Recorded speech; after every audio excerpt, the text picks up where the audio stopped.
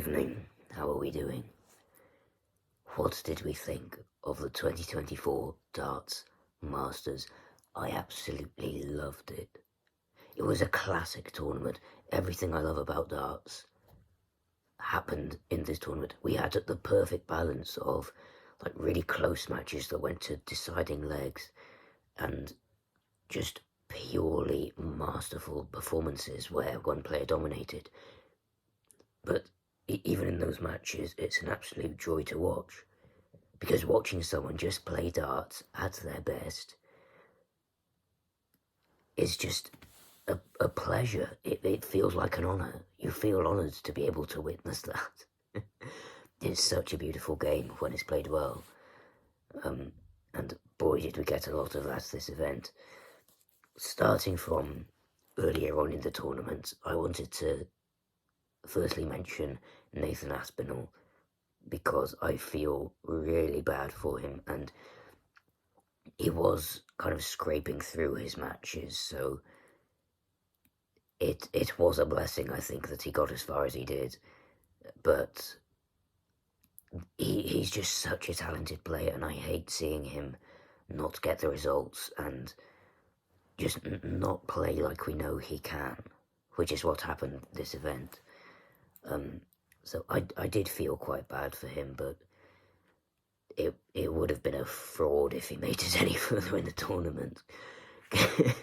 Because he just wasn't playing to that standard that he needed to.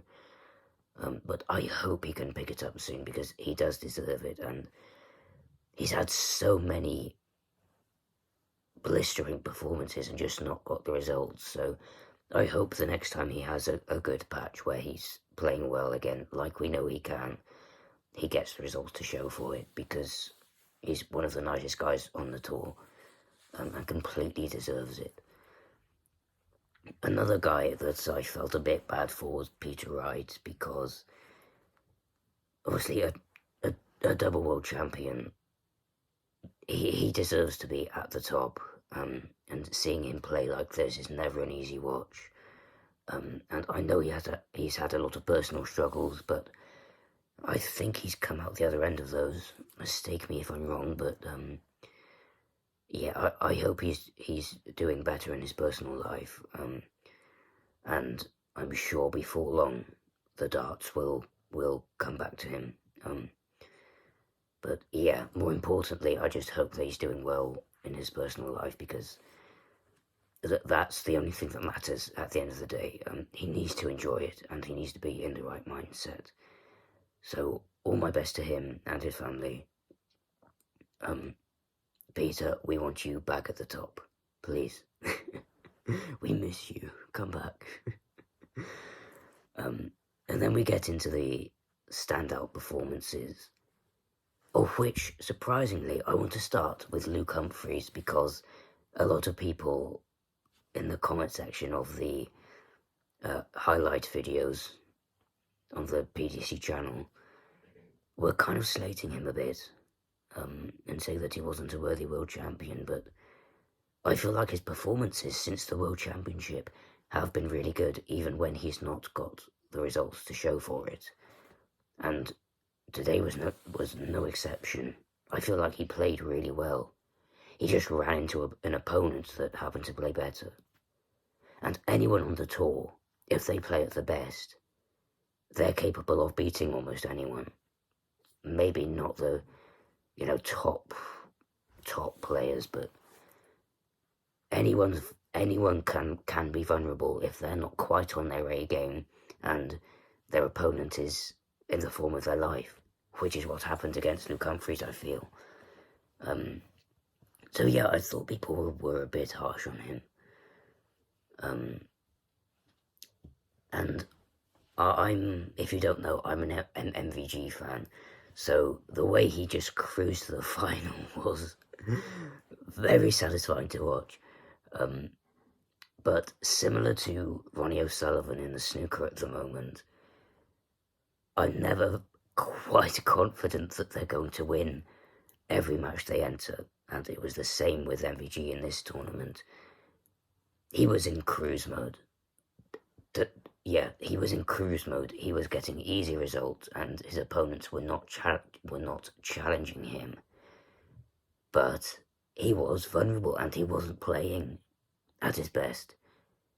We know that at his best he can outperform anyone, but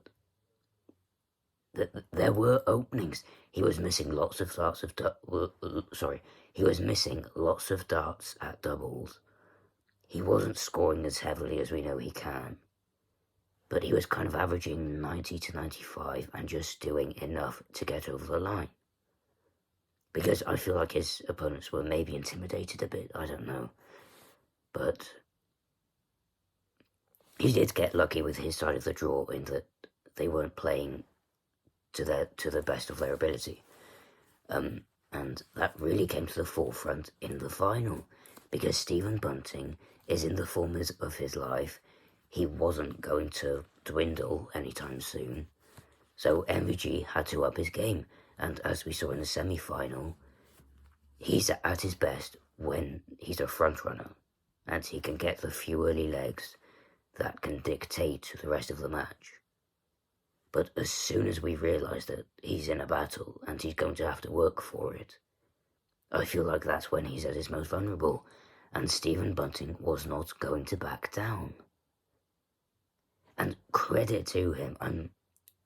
Obviously I was rooting for Michael, but I'm so happy that Stephen has finally got the win that he's deserved all this time. It's been a long time coming. He's been playing so well in the last year especially, and just not getting the results that he deserves. So to get it now, I cannot berate him, and absolute all credit to him. He deserves the title. He played fantastically all tournament. His finishing was magnificent. Better than anyone else's, I think, in the tournament. I think, actually, as one of the commentators said, the final was between the two best players of the tournament. Which sounds obvious and, an easy thing to say, but it's not always the case. Someone can be playing not quite to their best. Their opponents can outplay them for most of the match. But if they just hit the right shots at the right times, they can stumble over the line and get into the finals and semis, sorry. But the fact is, he dominated the entire tournament, and he deserves everything he gets. I'm so happy for him and his family, and he's got so much more in him, I feel. I feel like this could be just the start. He's been unbelievably consistent, actually. I feel like he's just been improving year on year, and as I said, this was a long time coming, so I believe there's more to come from Stephen Bunting. Watch this space. But going back to MVG for a minute, credit to him again, because he's not won as many tournaments as he could have this season so far, but he's getting into the final stages of every single tournament he enters. And in terms of the rankings, that's going to start showing eventually. He's outperforming a lot of his closest rivals, like Luke Humphries and Michael Smith and Gerwyn Price.